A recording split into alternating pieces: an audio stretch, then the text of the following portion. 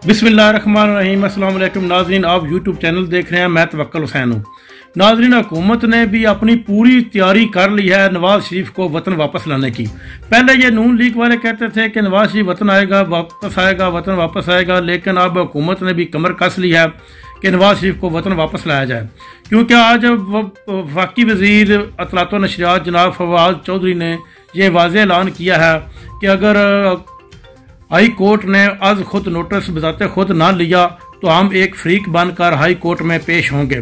और जो एफिडेविट दिया हुआ है मियाँ शहबाज शरीफ ने, उसकी बिहाफ पर अगर नवाज शरीफ वतन वापस नहीं आते तो मियाँ शहबाज शरीफ के खिलाफ कार्रवाई होनी चाहिए और उनको उस की जगह पर जेल जाना चाहिए। और दूसरी तरफ मौलाना फजलुर रहमान ने लॉन्ग मार्च का भी ऐलान कर दिया है। लॉन्ग मार्च को उन्होंने महंगाई मार्च का नाम दिया है और उन्होंने उसकी डेट फिक्स कर दिया और वाज़ेह तौर पर कहा है कि ये 23 मार्च को ही होगा लॉन्ग मार्च और इस्लामाबाद की तरफ जाएगा।